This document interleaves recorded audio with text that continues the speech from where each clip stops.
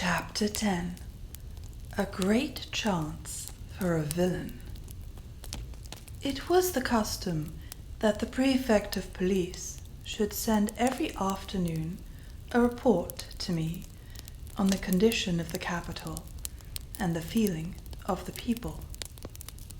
The document included also an account of the movements of any persons whom the police had received instructions to watch. Since I had been in Strelsau, Sapt had been in the habit of reading the report and telling me any items of interest which it might contain. On the day after my adventure in the summer house, he came in as I was playing a hand of écarté with Fritz von Tarlenheim.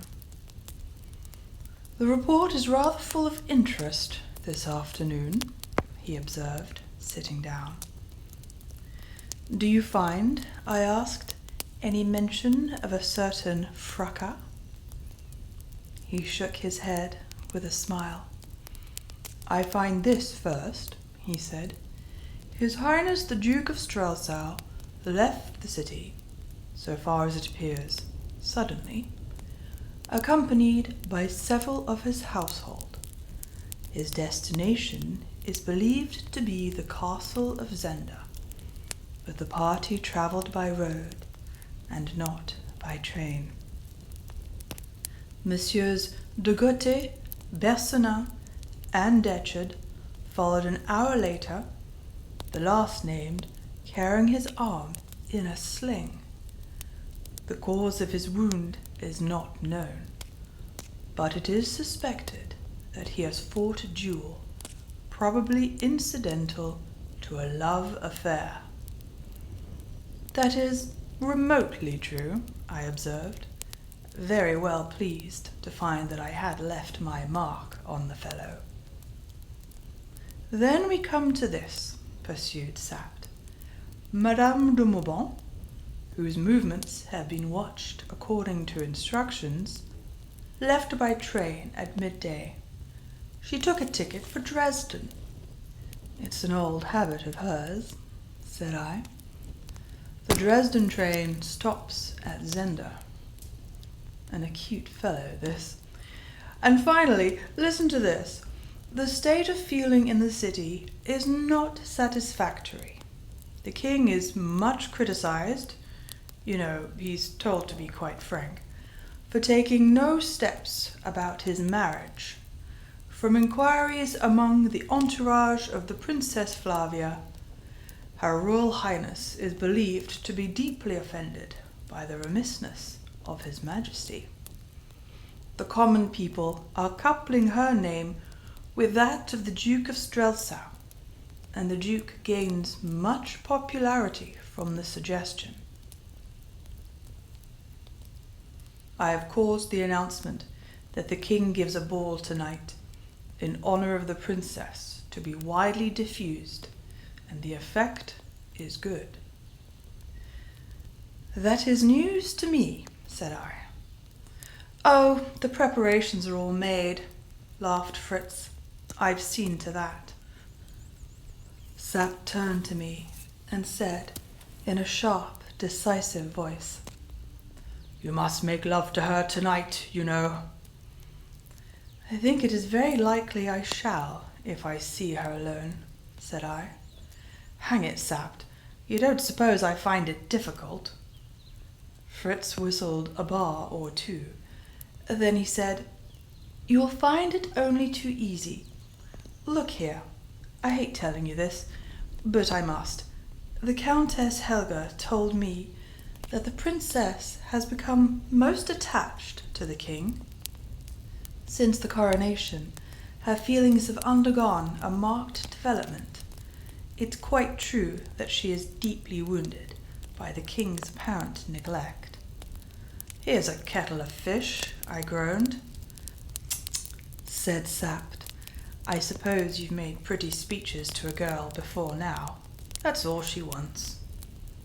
Fritz, himself a lover, understood better my distress. He laid his hand on my shoulder, but said nothing. "I think, though," pursued the cold-blooded old sapt, that you'd better make your offer tonight. Good heavens! Or any rate, go near it, and I shall send a semi-official to the papers. I'll do nothing of the sort. No more will you, said I. I utterly refuse to take part in making a fool of the princess. Sapt looked at me with his small, keen eyes. A slow, cunning smile passed over his face. All right, lad, all right, said he. We mustn't press you too hard. Soothe her down a bit if you can, you know. Now, for Michael. Oh, damn Michael, said I. He'll do tomorrow. Here, Fritz, come for a stroll in the garden. Sapt at once yielded. His rough manner covered a wonderful tact, and as I came to recognize more and more a remarkable knowledge of human nature. Why did he urge me so little about the princess? Because he knew that her beauty and my ardor would carry me further than all his arguments, and that the less I thought about the thing, the more likely was I to do it. He must have seen the unhappiness he might bring on the princess, but that went for nothing with him. Can I say confidently that he was wrong? If the king were restored, the princess must turn to him, either knowing or not knowing the change. And if the king were not restored to us, it was a subject that we had never yet spoken of. But I had an idea that, in such a case, Sapt meant to seat me on the throne of Ruritania for the term of my life. He would have set Satan himself there sooner than that pupil of his, Black Michael. The ball was a sumptuous affair. I opened it by dancing a quadrille with Flavia. Then I waltzed with her. Curious eyes and eager whispers attended us. We went in to supper, and halfway through, I, half mad by then, for her glance had answered mine, and her quick breathing met my stammered sentences. I rose in my place, before all the brilliant crowd, and taking the red rose that I wore, flung the ribbon with its jeweled badge round her neck. In a tumult of applause, I sat down. I saw Sapt smiling over his wine, and Fritz frowning. The rest of the meal passed in silence. Neither Flavia nor I could speak. Fritz touched me on the shoulder, and I rose, gave her my arm, and walked down the hall into a little room where coffee was served to us. The gentlemen and ladies in attendance withdrew, and we were alone. The little room had French windows opening on the gardens. The night was fine, cool, and fragrant. Flavia sat down, and I stood opposite her. I was struggling with myself. If she had not looked at me, I believe that even then I should have won my fight. But suddenly, involuntarily, she gave me one brief glance, a glance of question, hurriedly turned aside, a blush that the question had ever come spread over her cheek, and she caught her breath. Ah, if you had seen her! I forgot the king in Zenda. I forgot the king in Strelsau. She was a princess, and I an impostor. Do you think I remembered that? I threw myself on my knee and seized her hands in mine. I said nothing. Why should I? The soft sounds of the night set my wooing to a wordless melody as I pressed my kisses on her lips. She pushed me from her, crying suddenly, "Ah, is it true? Or is it only because you must?" "It's true," I said in low, smothered tones. "True that I love you more than life, or truth, or honor." She set no meaning to my words, treating them as one of love's sweet extravagances. She came close to me and whispered, "Oh, if you were not the king, then I could show you how I love you. How is it that I love you now, Rudolph?" "Now?" "Yes, just lately. I never did before." Pure triumph filled me. It was I, Rudolph Rassendyll, who had won her. I caught her round the waist. "You didn't love me before?" I asked. She looked up into my face, smiling, as she whispered, "It must have been your crown. I felt it first on the coronation day." "Never before?" I asked eagerly. She laughed low. "You speak as if you would be pleased to hear me say yes to that," she said. "Would yes be true?" "Yes." I just heard her breathe, and she went on in an instant. "Be careful, Rudolph. Be careful, dear. He will be mad now." "What, Michael? If Michael were the worst, what worse is there?" There was yet a chance for me. Controlling myself with a mighty effort, I took my hands off her and stood a yard or two away. I remember now the note of the wind in the elm trees outside. "If I were not the king," I began, "if I were only a private gentleman." Before I could finish, her hand was in mine. "If you were a convict in the prison of Strelsau, you would be my king," she said. And under my breath I groaned, "God forgive me." And holding her hand in mine, I said again, "If I were not the king." "Hush," she whispered. "I don't deserve it. I don't deserve to be doubted. Ah, Rudolph, does a man who marries without love look on the man as I look on you?" And she hid her face from me. For more than a minute we stood there together, and I, even with my arm about her, summoned up what honor and conscience, her beauty and the toils that I was in, had left me. "Flavia," I said, in a strange, dry voice that seemed not my own, "I am not." As I spoke, as she raised her eyes to me, there was a heavy step on the gravel outside, and a man appeared at the window. A little cry burst from Flavia as she sprang back from me. My half-finished sentence died on my lips. Sapt stood there, bowing low, but with a stern frown on his face.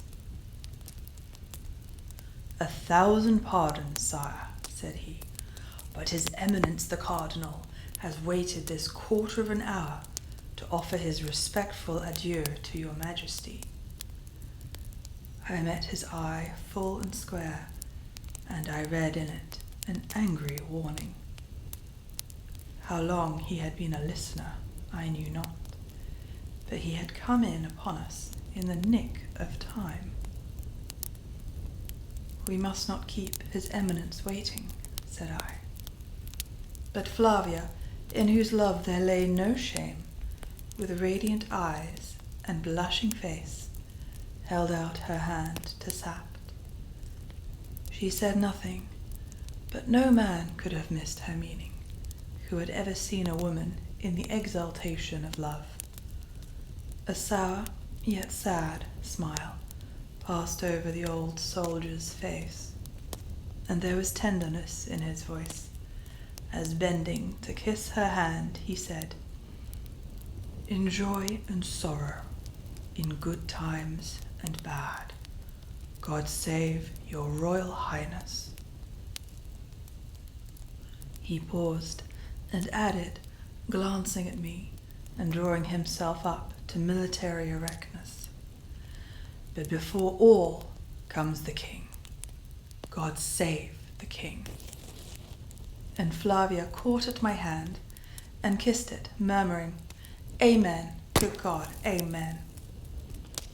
We went into the ballroom again. Forced to receive adieus, I was separated from Flavia. Everyone, when they left me, went to her. Sapt was in and out of the throng, and where he had been, glances, smiles, and whispers were rife. I doubted not that, true to his relentless purpose, he was spreading the news that he had learned. To uphold the crown and beat Black Michael, that was his one resolve. Flavia, myself, I, and the real king in Zenda were pieces in his game, and pawns have no business with passions. Not even at the walls of the palace did he stop, for when at last I handed Flavia down the broad marble steps and into her carriage, there was a great crowd awaiting us, and we were welcomed with deafening cheers. What could I do? Had I spoken then, they would have refused to believe that I was not the king. They might have believed that the king had run mad. By Sapt's devices and my own ungoverned passion, I had been forced on, and the way back had closed behind me. And the passion still drove me in the same direction as the devices seduced me.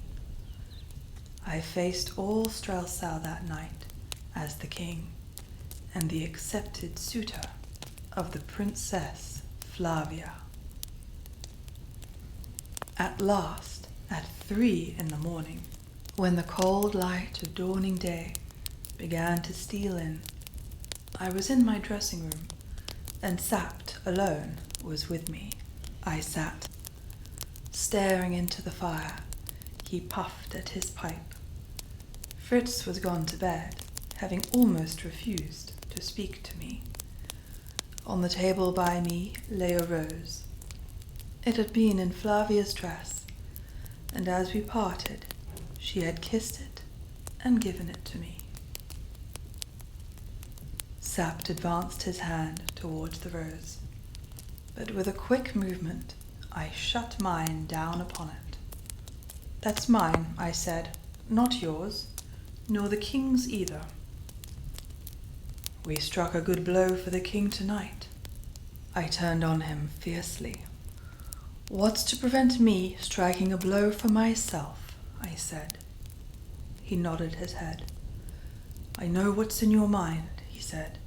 "Yes, lad, but you're bound in honor."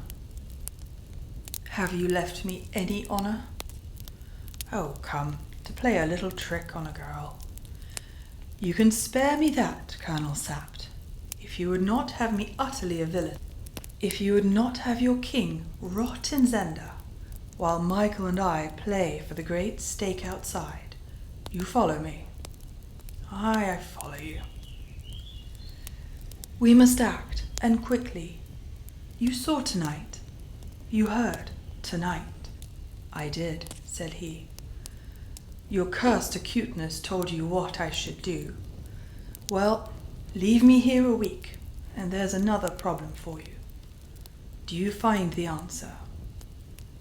"Yes, I find it," he answered, frowning heavily.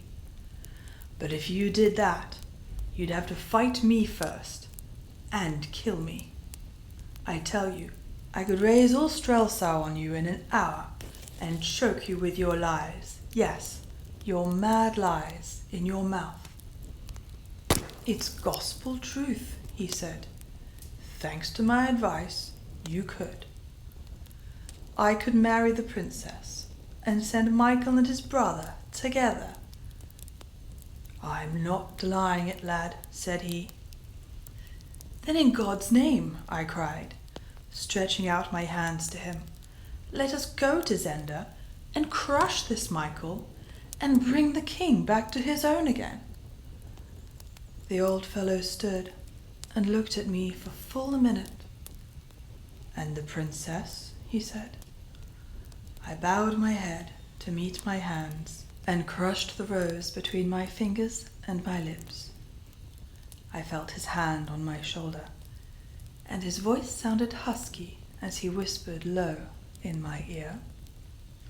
Before God, you're the finest Elfberg of them all, but I have eaten of the king's bread, and I am the king's servant. Come, we will go to Zenda.